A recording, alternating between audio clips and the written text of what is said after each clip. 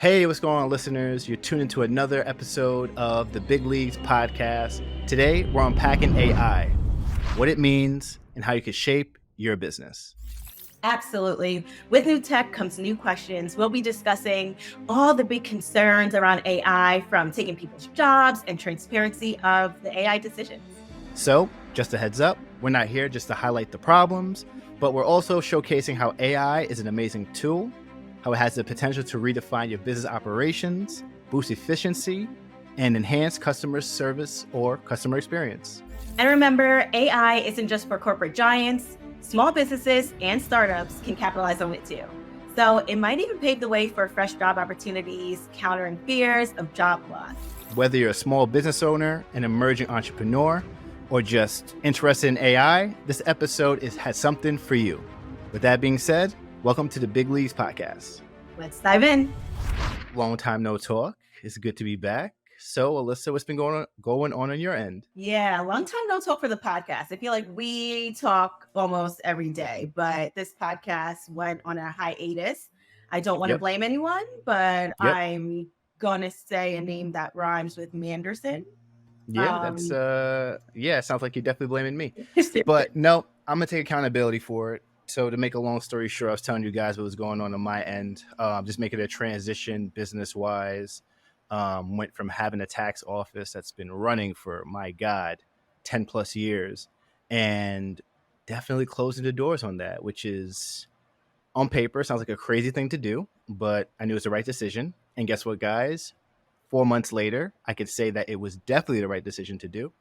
But there's a lot of things I didn't anticipate.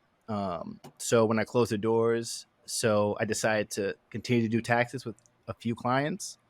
And I expected that most people would find services at other places because they weren't able to come into the office. That's not what happened. Most people tried to stay. So I just did my best job I could from my home office with the limited staff that I had. And I told you, it crushed me. It crushed me. Literally, I'm now like coming up for air, and it is June 1st, and the tax season ends April 15th. So because of that, there was no free room to do any podcast. But the good news is I made this transition, so I'll be able to do more content like this. And this was the game plan all along. It just, unfortunately, takes a little time to set up that foundation. You know what I mean? Yeah, totally. Happy to have you back. Happy to be recording again and talking about all things business, marketing, and so on. As for me, as you can see, I'm in a totally different background. If you are looking at us online, some way, shape, or form, I made the move to Brooklyn, which is very, very exciting. I feel like Brooklyn has become the newest hotspot. It's like everybody who I meet, they have some ties and association to Brooklyn. So I'm super excited to be here and see all of the people and walk around and see what it has in store. Yeah. Enjoy Brooklyn. I'm more of a in and out kind of person when it comes to Brooklyn, but hey, I get it why people, want to make the move over to there. Anything else that, since the last time we spoke? I think the last time we spoke, I was speaking at a conference, which did happen. My first, really big speaking engagement. It was awesome. Went down to Georgia for an event called Creative South. And I hit the stage and I just talked to people about social media, how to take their business to the next level, especially in the art community. It's definitely a big hang up in the art community as far as try to build a social media following, just because, you feel like people are judging your art. But I just told my story, told them how I did it, let them know I am not the best artist in the world, but if I could do it, you could do it too. And it was a good experience. I had a really, really good time. It was good to recharge the design battery. Yeah. But didn't you have a speaking engagement too? I don't know if we talked about it. Yeah, I did. I had my speaking engagement with the Babes in Business of Long Island, and that was really fun. About 100+ women business owners came out for International Women's Day. So I more or less just spoke about my experience building Megan Munro, my digital marketing and PR firm, and what that means to be a woman in business. So again, it was really exciting to connect with all the local business owners in the area. And since then, I've just been still attending the networking industry events. It's been pretty crazy. I don't know if you saw any difference, right? Mm-hmm. When you go to these events. Well, most recently, I'll say I noticed a difference, not like a few months ago. I think everything was still, people were still coming out, but Mm-hmm. I bring this all up because I went to an event called Founder Meet yesterday in the city, and it's a really popular event, right? It brings together press, retail buyers, entrepreneurs, right? So a lot of people within the beauty, lifestyle, CPG space. You have the option of getting a booth so people can experience a little bit more about your brand. And so I went there yesterday, and one thing I saw was pretty crazy was the lack of booths, the lack of businesses taking up that space. I thought since people are now more or less back to their regular life, that it would be a lot going on, right? It would be jam packed. Last year it was pretty packed. So I was like, all right, let's see what this year has in store. And I met up with a friend, and she was pretty shocked too of how sparse everything looked. When you say sparse, you mean as far as people attending or the businesses being there to try to sell Both, stuff? both, which Mm. was really crazy because I'm wondering if this has anything to do with the state of the economy, right? Because again, last year, you had a lot of businesses, setting up their booths, very excited, to speak to these potential buyers and press and so on and so forth. And then now I, go this year and I'm looking left and I'm looking right and I'm not seeing much businesses. It took me about maybe 20 minutes max to do a lap around 2 floors, whereas, before it would take me an hour or two. So that's pretty crazy. That was pretty surprising. I mean, I'm seeing it in my business to slow down, but I don't know if you're experiencing that as well. Yeah, you kidding me? I'm gonna start calling the inflation the Punisher, yo. Every time I turn around, it is just it's just destroying everything. Like I'm looking at flights to try to travel to go to shows. Allyssa, literally, it is 3 times more to Really? book a trip. Yeah. The trip we took to Japan, Allyssa, it cost me $800 a ticket. I looked, they're trying to go in my pocket for That's $1,700. crazy. And that's for me, and that's for anybody I fly out. God forbid I have to bring stuff with me. And then what if I take the trip and then I have the same situation that you just said? I show up to a place where there's not many people and nobody wants to buy and just tell me, oh, this looks awesome. I can't do that. Yeah. You know what I mean? So it's just like every, I just feel like every year we're just kind of waiting for things to get back to normal as far as the economy. And it's just, I don't know what's going on. They just keep raising the interest rate. I'm just like, yo, slow down, relax. I just feel like it's not working. Whatever they're doing, I just feel like it's not working. It's just creating more issues. I mean, I've never, in my lifetime, I don't know about you, I've never seen banks close. I even think that was possible. But I've seen 2 or 3 banks just poof, just disappear.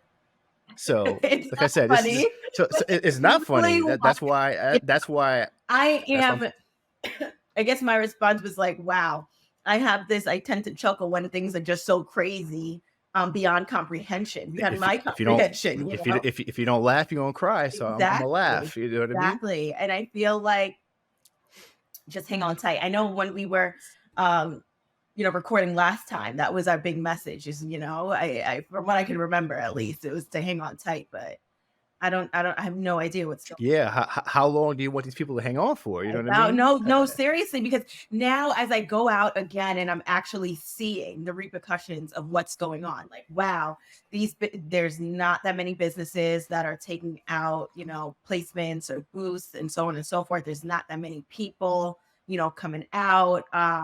This is just upon my observations. I wonder if it could have been the time and so on and so forth, but not, not, I don't know. I I, wouldn't blame it on I time. I don't know about everybody else, but I'm aggressively scaling back. And when I say scaling, meaning like I'm trying to spend as little as possible unless I really need to. If I need to go out somewhere, well, we got to meet in the middle. Are you going to help with the flight? You're going to help with the hotel? You're going to help with the booth?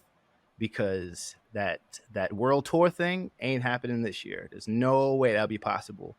Or I want to be on tour straight to under a bridge. So We don't want that. No, 100%. I went to Founder Bean underneath the Big Leagues podcast. 100%. I totally agree. I feel like, you if you're not media, then you're spending thousands And and thousands of and dollars to and how much was it? And how much was the ticket if you didn't think. go through the podcast? Um, I believe as like a professional, it was reaching the thousands. Woo, good Yeah, lord, there that's a was lot of no money. way. There was no way. There was no way. And then I would have went there, and then I would have seen how sparse it was, and the lack of Yeah, folks. yeah, I'll be sick. That would have upset me a little bit. So Yeah. yeah, so I did go underneath the Big Leagues podcast. I met a lot of incredible businesses there. So that's why I'm talking about, Founder Mead. So yeah, for if any of you listeners are within the beauty industry, within the lifestyle industry, excuse me, definitely check out Founder Mead. I believe they do have a lot of incredible resources. I believe they now just developed a membership, right? So definitely look into Founder Mead. All right. So before we dive deep, let's talk about what exactly is AI. I feel like everyone is talking about it in all different industries. So does it exactly mean? So you know how your brain helps you think, solve problems, and make decisions? Well, AI is like a computer brain. It's a way for computers or machines to learn from experience, adjust to inputs, and perform tasks that usually require human intelligence. So instead of being made out of the squishy stuff that our brains are made of, it is actually code and algorithms, which are like really, really complex. So the main idea is that AI is a way for machines to do things that we used to do as humans and how we used to think. Hmm. Yeah. No, it's it's crazy how fast this technology has moved forward. Some of the popular ones that a lot of people are talking about are like ChatGPT, which is more based on, it's almost like having an assistant, right? Or you speaking to a person, you ask it a question, they give you a response. But what's really putting people in a tizzy is how good it is, how it can actually give you creative solutions. I think I used it when I first used it. I asked the ChatGPT to give me a pitch for like a pizza restaurant that was vegan, and the responses it came up with, I just said to myself, I don't know if I could have come up with something as good. You know what I mean? So and from the last time we spoke, the amount of change it's done is like incredible. So it could help you answer your emails. It could write poems for you. It could help you write music. And the best way to really experience it is to really give it a shot. But there's just different forms of AI that's just popping up left and right. Another one that's popping up is just AI art. That's one you could actually type in text, or you could just type in things that you want to see as an image and it'll create as artwork. So it is insane how fast these things are happening. But yeah, that's what's going on with AI today. Yeah. I think the most shocking thing is the development of AI over time. So, as you were saying, it can be done with art, it can be done with poetry. But I was listening to another podcast, and they were more or less explaining AI over the lens of replacing people's jobs, right? So, I Mm-hmm. get it that it is an actual fear that a lot of people have, but the way that they were experiencing it as a business owner, I'm like, wow, this is Mm-hmm. really good. So they were just more or less talking about the development of AI in, writing emails and then being able to respond to said emails, right? So it's one Mm-hmm. thing for AI to be able to, write the email for you, right? But then Mm-hmm. to actually have more or less of a conversation and an actual dialogue that, was once done by, let's say, a sales professional, right? Mm-hmm. Is pretty extreme because now, you're moving into conversations. You're now able to speak more or less the language that another human is doing, to the point where, I mean, we've seen this before, right? Where it's like Mm-hmm. you ask, I mean, just call any big company, right? There's that operator that you speak to. But I feel like Mm-hmm. being able to do it over via email, it's very hard to now tell, okay, who's human and who's not. And so it could be extremely easier to, instead of having three sales folks, you can now have one sales folk to more or less input any of the material you need and then let the AI kind of take off on its own. And as a business owner, you're kind of looking at like, well, I remember you were just saying, Anderson, like, oh, I'm looking to scale Mhm. back any way possible. It's Mhm. like, all right, this could be another option. How do you feel about that? I was gonna say this actually segues to my next point of like, what is the impact of AI on small business, like with small business people like me and yourself? I'm gonna be honest with you. I think it's already making a huge impact, and it's only gonna get worse. Before I go on my rant, I'll let you jump in first. Yeah, I know you use AI pretty frequently. I, on the other hand, use it periodically, honestly, when I remember to use it. So I've used it so far for one of my businesses in terms of SEO, right? So SEO stands for search engine optimization. And in layman's terms, it just makes you more discoverable. So, Mm-hmm. especially when it relates to long form content, I find AI extremely useful. I am a writer by nature, so I actually just love to write. It's something that I brings me joy and I don't really mind doing. But sometimes it can become a little bit tedious, especially when you have a million and one things to do. So I Mm-hmm. did leverage AI for SEO and it actually really paid off. So for one of my businesses, it relies on being descriptive, right? And the more descriptive Mm-hmm. you are, the more higher you come up in the search engine. And in Mm-hmm. doing so, I realized that we ranked extremely high. And it was not by the talent of my writing, it was by the talent of the AI. Mm-hmm. So what we did, we just put in a few keywords, a few descriptions, and we found that it really took off. So from there, I've been leaning more into AI for, again, long form content that I just don't have the time or the bandwidth to sit down and either write for myself or have somebody write for me. It's a super quick solution to, just get the job done. So that on the top of my head, that's something that, I've used it for. One thing I've used it for, again, that I can remember just now, or that I remembered is what was it? It was, I think I just needed to be more educated on a specific industry and more or Mm-hmm. less how to negotiate something. And I just typed it again, I typed it into ChatGPT and it just gave me a lot of recommendations. And I was able to kind of leverage that information to help me negotiate something. And I believe it did work out in my favor. So again, it's like those little tiny hacks that just helps, eliminate the time in your day to Mm-hmm. day tasks that I've seen has been extremely helpful for me and my businesses. Right, right. So what you're saying is you use ChatGPT to speed up your process, not hire anybody else, and keep all the money All right. internal. Okay. So I I'm as much as that, I'm I think I'm what I'm I'm no, joking. I, Obviously I'm think joking. I think no, I know, but I think one thing it has made me is more knowledgeable, right? Hmm. So more knowledgeable on the task at hand, and I'm leveraging the knowledge of that of chat gpt, and I'm sure we can talk about that later on about what that, the implications of that. But yes, I would say it definitely helps speed up the task, makes me more knowledgeable, um or makes, what I'm doing look more Right. knowledgeable. So, I mean, I'll speak about it as far as my business, and not as far as like everybody else's business, everybody's worries. But so, just so people know, because I don't talk about this a lot. So, I grew up with the IEP, right? That's just pretty much educational assistance just to make my life easier, right? So, before I did not know that I had ADHD or whatever. I just thought I slept through every class 'cause I was tired. But so, because of that, I had like a scribe to help me with writing. I had extra time to take a test, and after doing some testing, they felt like this would help me to succeed in the long run. So why do I bring this up? Because I use ChatGPT to pretty much help me get through all my hurdles that I usually would have. So you already know I struggle with writing. It is not the thing that I'm good at. It takes me forever to write anything.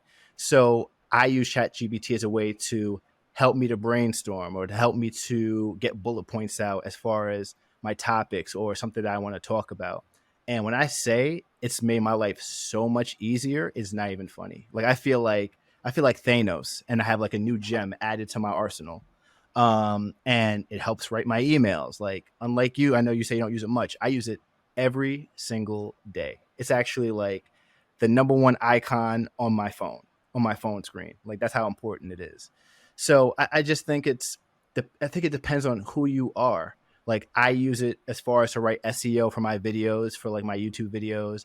And I'm going to be honest with you, I know it's important, but I just don't have the time to do it. I would spend all day doing it. And when I'm able to put in the right prompts, and when I say the right prompts, so for example, I would say, hey, I'm writing a video on how to draw Miles Morales from Spider-Man, right? Can you write me a good video description saying that I'm doing this by Anderson Bluu, and make sure it's 4,000 characters long, and you need to use these keywords. And the keywords could be like drawing, art, anything else that's popular for SEO.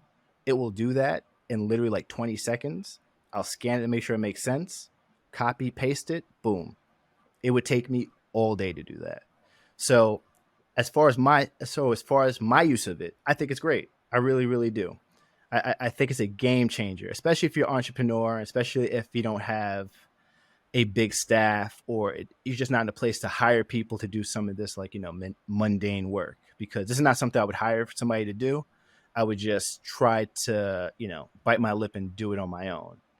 But however, I do understand the concerns that people have with AI and what it can do to people's jobs in the future.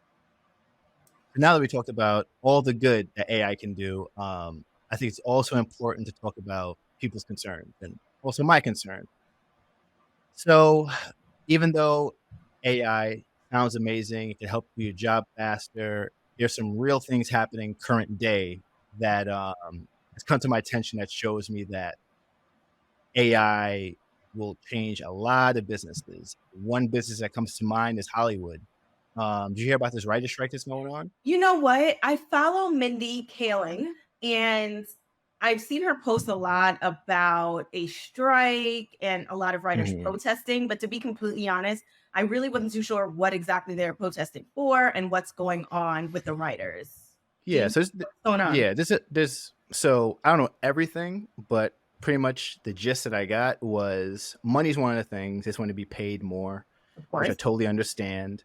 Back in the day when they were writing shows for Seinfeld, they got like a piece of the action. They were getting a percentage, Right. right? So if the show was successful, you got paid a certain amount.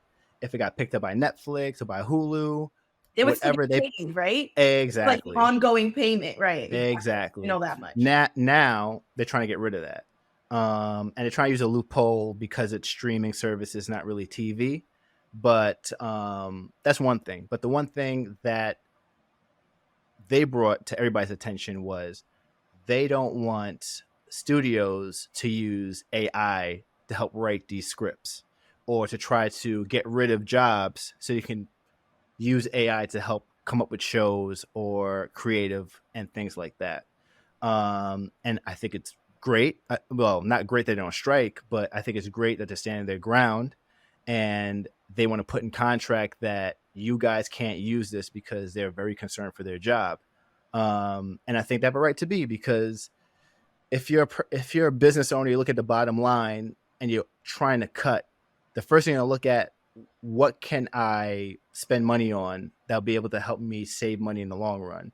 And if you think you could use some type of AI program to help write scripts or help come up with movies, you're going to do that. Another example is BuzzFeed. I heard BuzzFeed laid off like 99% of their people so they could use AI to help write articles. For those people who don't know, BuzzFeed is like, it's like a website, a blog. Pretty much what they do is they write like top 10 places to go in the summer, Yeah, they top cover a 10. lot of trending topics. That's what I Right, know BuzzFeed for. It's like right, if it's trending, BuzzFeed is covering it, and they're typically covering it in a listicle format, right. which is what you described, top 10, top 20 things. Mm-hmm, So it could be anything ranging from like health to what's trending on Netflix, right? White mm-hmm. Lotus comes to mind. I know they did a lot of coverage there. So you were saying that they laid off 99. You know what? And I do Yeah, know this because I'm in PR. I do know so many magazines, digital magazines, primarily are laying off a large chunk of their writers. Yeah, because as far as they're concerned, I could use this program and be able to do the same thing, which I don't think is true at all. I still think when it comes to writing, when it comes to content creation or creativity, that human touch is very, very important. But we're watching it happen in real time. And that's just one of the many things that are happening as far as, how AI has flipped businesses on its head. Yeah. I know I spoke about this in our other podcast episodes, right? And since then I have become a little bit more educated on how AI works in terms of the data that they're giving people, but I still can't help but think about the potential effects of AI in terms of misinformation. So I do feel like, we train these computers and these systems, right, to interact with people. And I feel like there is room, and studies show that there's a lot of room for biased data. And I think that is a challenge. And I think we need to find a way on how to regulate that, because that, you know, chatbots, as we've seen, right, with Twitter, Mm-hmm. especially, has the potential to reach millions and millions of people, right? And sometimes it reaches people and it's way too late, right? You can't really take Mm-hmm. it back. It's already done more harm than good. So I feel like that is another big challenge that we don't speak about often, right? Beyond, business, it's just the implications of AI and the misinformation that they give to, the public in general. Mm-hmm. Yeah, no, that is a huge issue because I don't know about you. I have no idea where it's getting this information from. From my understanding, I heard it just kind of just combed the internet Yeah. and then gather that information, and that's what you're getting. I'm not sure which website you're getting it from, but I don't know how it puts it together. But from my understanding, it's when people use it, and if they feel like it was a good answer or a bad answer, they help to use that information to, push it forward. Yeah, I know I'm.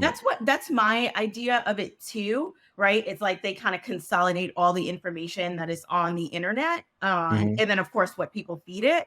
But my standpoint is that there's a lot of misinformation on the internet, right? There's a lot of misinformation, for example, on Twitter, right? There's a lot of chatbots happening. So what does it do? Just consolidating all this misinformation and mhm, then just connecting with more people about it, like that's very dangerous. mhm, So I really wonder how, the government might step in, because there's a lot of regulation for anything. When you think about it, right? There's the Food and Drug Administration, right? There's mhm, regulatory practices for that. There's regulatory practices for a lot, as it relates to the public, right? And how people are consuming things. So I mhm. really am curious to see how they're going to implement this regulatory practices for AI.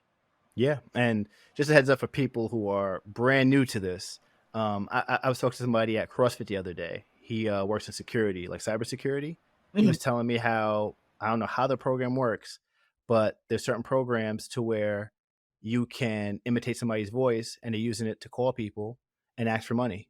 That's a new scam that's going on right now, I did see that. I did see which is that, like, like on which is TikTok. like, Like, whoa. yeah, that's scary. Like I think I did see that on TikTok about, Mm-hmm. and I mean, again, it's TikTok, so God knows how true or not this is. But I mean, based on what you're saying, yeah. So people would call their family members or their Yep. friends and use their voice and Mm-hmm. ask for, ransom or some sort of money. And I believe they were saying, if you're on the phone too long with somebody you do not know, that's how they're able to more or less like Mm-hmm. take your voice and use it for illegal purposes. So that's why I just don't pick up any call I don't know. Leave a message. Well, well, I'll be honest with you. This is a good excuse for me. If any family calls, I'm just be like, "Sorry, don't got it," and be like, "Hey, man, I thought you were the AI bot, bro. My bad. I ain't know. My bad." But yeah, no, it's crazy the amount of things that are happening. Also, I think there was also a Joe Rogan commercial. It wasn't even a real commercial, but there's so many hours of him doing podcasts that what they did was he just compiled his voice, did a video of him like he was doing his podcast, and they were promoting like a supplement company. He's like, "Oh, I love the supplement company. It's the best. It's at this website," and they're running ads on it. And he was just like, "Dog, this is Ah, not me." that's Yeah, it's crazy. yeah. They had to shut that bad boy down. And it's like, this is all happening so quickly. You know what I mean? And it's just, if you don't know, you wouldn't even know what's happening in front of you. There was also those photos of Trump being arrested. You remember that? I did see that. Right? I And that's saw just a like photo from of like, Trump being arrested, and then I saw a photo. I don't know if you saw it. You're big in basketball, but mhm. LeBron kissing somebody. I think I see Yeah. too. I didn't see Okay, that, but that's crazy. yeah, I'm gonna send it to you after. But I saw that and I was like, wait, this can't be real. Right. Right. But look, there are real concerns. I'm not going to deny that. But like anything else, it's a tool, right? So like when I say that, if you give me a hammer, not me personally, but if you give a skilled person a hammer, they could build a house. You know, you give a lunatic a hammer, he could beat somebody's head in. You know, like That's facts. we just got to really figure out what's the best way to use this tool. And the reason why I wanted to bring up the concerns is because with anything new, I know a lot of people kind of poo poo on it. Like, I'm not going to do this. I don't want to mess with it. You know, I'll stick to what I already know, but I also don't want, you know, my fellow entrepreneur to miss an opportunity to better their business, you know? So, That's true. That's true. I feel like it's a matter of just educating yourself, learning how to capitalize on it and best use it in terms of like your everyday life and possibly your business, mhm, because at the end of the day, it can make your life better. But of course, there is some implications and concerns to it. But I mhm, definitely don't want people to shy so much away from it because number one, they don't know of it. Number two, they're just stuck in their ways. Because at the end of the day, this is technology, and technology is meant to advance, you know, um, just life. So mhm. you just don't want to be, so stubborn where the world is moving in a certain direction and you're just more or less standing still because that's what you want. Yeah, with change is opportunity. You know that's my mantra. With change, somewhere in there is opportunity. You just gotta figure out how that applies to you. 100%. 100%. So, with all that being said, the real question is, what is the future of AI in business, or I should say, small business? Um, as far as I'm concerned, I think it's here to stay. I don't think it's going anywhere. I think it's too late. I think too much has happened. Too many companies are using it. Um, so, for example, I'll use Adobe. I use a program for like Photoshop, Illustrator. I do a lot of my design work in there.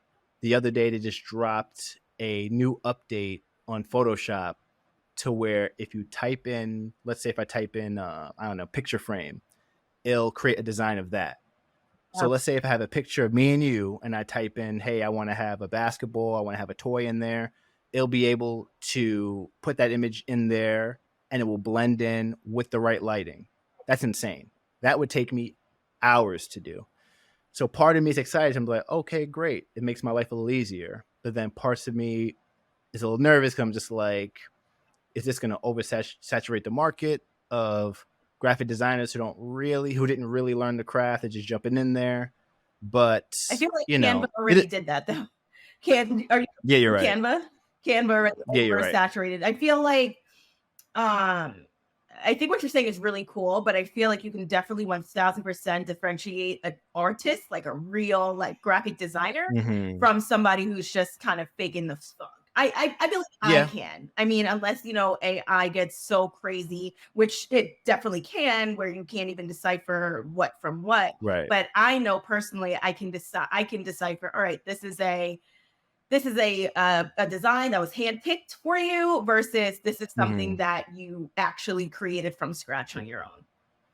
Right. Yeah. And look, they've always been making updates to help make everybody's life easier as far as designers. This is just it's so good. It's just jarring. Like, whoa, is this good or bad for us? You know. But I think it's just going to get integrated into more programs that we use. I know Microsoft. I don't know if they did buy or acquire ChatGPT, but if they did, I think they did. They're planning to use it into Microsoft Word, Excel, and if it can help me be a better writer in Word, why not? If it can help get my solution in Excel to where I didn't have to know those ridiculous complicated I know formula. formulas. I think that's a good thing. I really do. I think it's really gonna get integrated into different programs. I think it's gonna make our lives easier, and I think people are gonna learn to use it. I hope they learn to use it. I know in the All In podcast, I forget the host's name, but he was just saying how he's telling all his people, you have to learn this, because if you don't learn it, it's almost like back in the 90s when email came Exactly. That's what and nobody wanted to wrap their head around it, and you end up being way behind because of it. So that's the way I see AI going, as far as the positive. But what do you think? I hope to God customer service is a hell of a lot better with the use of AI.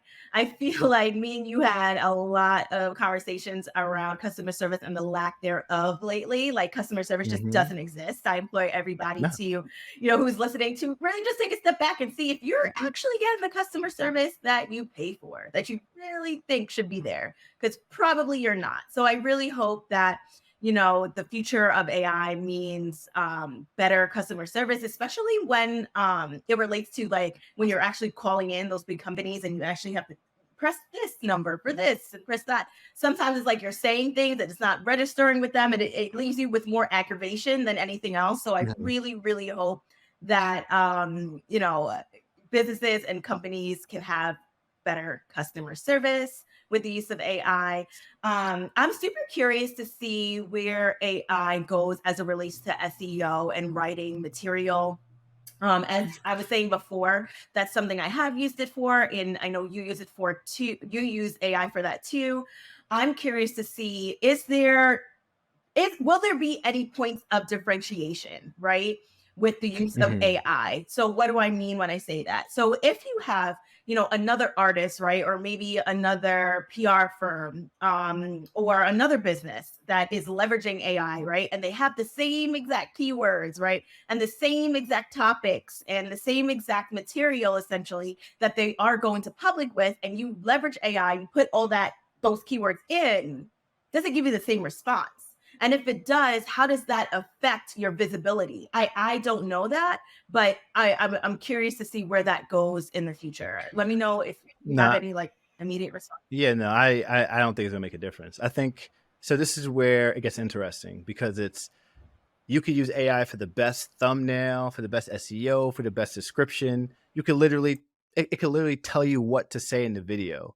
But at the end of the day, it's only as good as the person that's using it. So when I say that, like, so if you give me a script for a movie and you ask me to act, I'm gonna tell you right now, it's gonna be a disaster.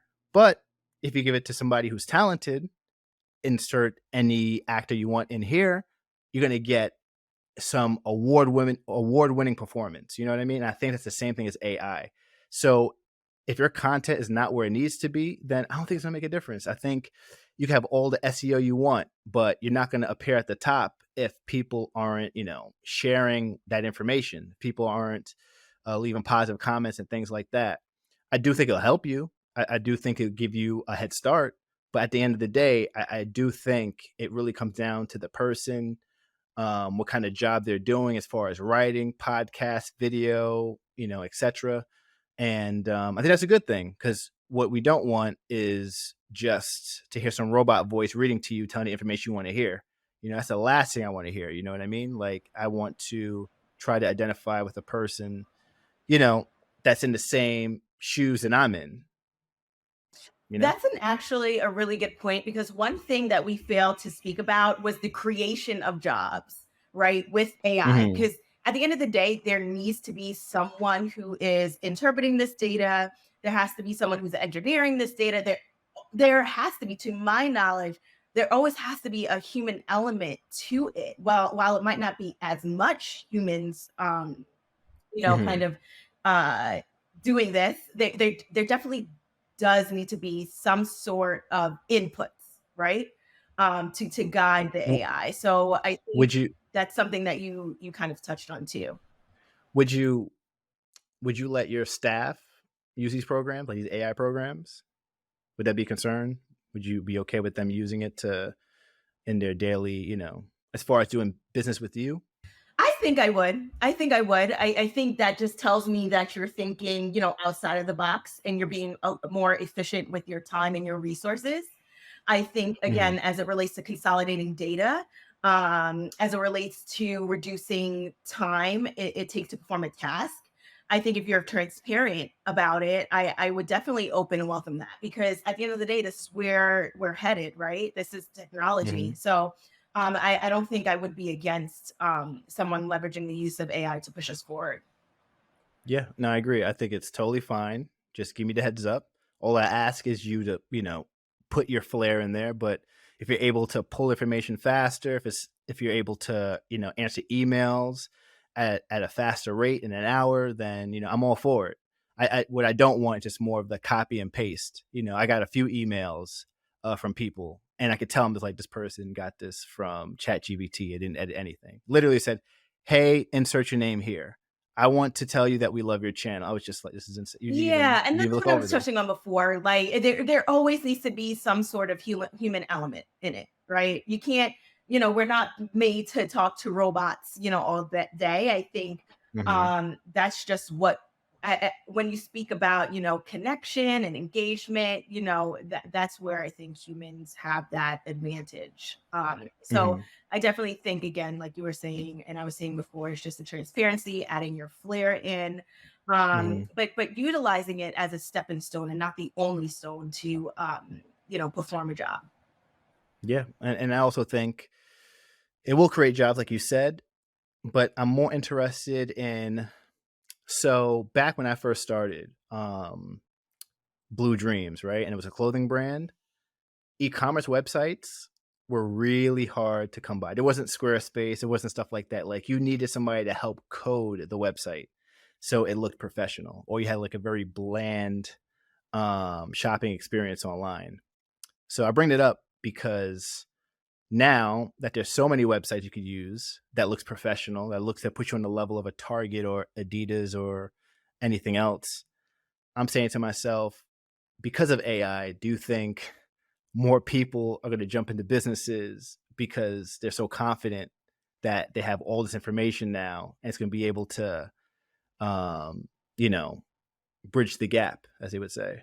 Yeah, I think more people are going to jump in, and I think even more people are going to fall off. So I feel like at Yeah, the end of the day, there is like everybody thinks entrepreneurship and running a business is easy, right? it's Everybody, easy. What are you talking hey, about? You're posting on right? Instagram. It's a good life. What are you talking about? You make your own hours. Exactly, You kidding me? What you talking about? You at home? exactly. You're not working? Want to hang out? Exactly. So I Yeah. think everyone, or a lot of people rather, always glamorizes entrepreneurship. They glamorize the fact that, there's information at your fingertips, so we can do God knows what with it. And that's all well and great, but there's also a whole lot of other things that goes into running a successful company that goes beyond the functionality of your product, right? So, or Hmm. your service, right? So, of course, you need a good product, you need a good service. That's that's fundamental. But there's just a lot of other moving pieces that is involved. So we will see a lot of hopefuls enter the arena, and then you'll see a lot of hopefuls drop out. And I think that's just natural in running a business and entrepreneurship. It just comes with the territory. That's why what, like 90% of businesses fail. I feel like in the first 5 years or so, or some crazy number. But that's just what it is. Yeah. No, I agree. All right, Anderson Blue. So now for our last segment, we have a listener question. How exciting! So the question is from Amber C, and she asks, I'm starting a home decor company. Do I need to focus on getting a big following on social media like Instagram or TikTok in order to be successful? Well, congrats on a new business. I think Yeah. that's awesome. Congratulations. That's congrats. Unfortunately, it's yes and no, right? Like, so here's the deal. I'm reading a book, and the name has escaped me, but that doesn't matter. But the whole purpose of the book is talking about marketing and marketing today. And one of the things that the guy talks about is he's talking about how if you don't make a name for yourself, all people are going to do is they're going to try to search for the cheapest option, right? So to avoid that, unless that's your business, which should be fine. You want to be the Walmart, you want to be the IKEA, that's totally fine. But from what I'm reading, it sounds like you want to be that guy. You want to be that person, that woman. So I think even if like, look, you don't need 1 million followers, you even need 100,000, but I think to have a face to the business is a good thing. I think social media, for the most part, is free. So you should definitely use those avenues. I would suggest trying to try to keep it simple, try to keep it light, try to keep it as easy as possible. If you're busy, I wouldn't focus on creating content, but more documenting your process and growing the business, and just show people exactly what you're doing. And I'm telling you that human connection is very powerful. And if you're making something really, really cool and people enjoy who you are and they're like interested in your journey, it could really, really grow your business. But the truth is, even if you have 1 million followers, I know people that can't sell anything. That doesn't guarantee going to be able to sell millions of dollars worth of product. It really depends on how good the content is and how good you are at social media. So, like I said, it's a little bit of a mixed answer, but I think yes, you should do it because I think it's good for you to touch new people because it's free. But just keep in mind, you don't need to have a crazy following to do so. Just be you, and yeah, good luck. What about you, Allyssa? What do you think? Yeah, I felt you raised a lot of really, really good topics. I think as it relates to social media, people just need to see something, right? So for me and my businesses, I mean, we don't have all of the followers in the world, but what we do have is a lot of credibility, right? We do have a lot of we do have a big portfolio of our accomplishments. So I think if you look at social media through that lens, right? So what Anderson Bluu was saying, which is extremely important, is to, document your process and really come from behind the scenes and showing who you are. But I think it's equally important to say, hey, I know what I'm doing, and this is what that looks like, right? I think especially when you are going up against these bigger brands. I think you were saying you were a home decor company. So it's important to show that personal side of you because that's what a lot of these bigger brands they don't have, right? They just have the functionality of their products and their services, and they really don't have that personality behind them. So I think if you really leverage who you are as a person in order to connect with other people, that would benefit you for years and years to come. And I think a lot of things that I speak about too is let's say you're not the most engaging person online, right? You're just you're not there yet, right? So it's not to say that, just you can't do it. It's maybe if you're not there yet, and that's okay. So really leverage on the credibility of other people, right? So that you can partner with other people. You can lean in on, a lot of these home decor companies, media companies rather, right? So you can partner with them. You can, share your expertise, right? So if you're not there yet, I would say try to find people who are, right, and connect with those. And then you'll be off to the races. So to answer your question, I think don't rely specifically on the social media numbers because there is a lot of business happening behind the scenes. I think you really need to hone in on your fundamental skills, right? Make sure that you can design a company. Sorry, you can design a home, right? Efficiently, effectively, and it looks visibly engaging. I think really focusing on your craft, really partnering with other people who have done it before could really set you up for success down the line. Yeah, I think that's a good answer. All right, guys, that's us from the Big Leagues podcast. Thanks again. Thank you.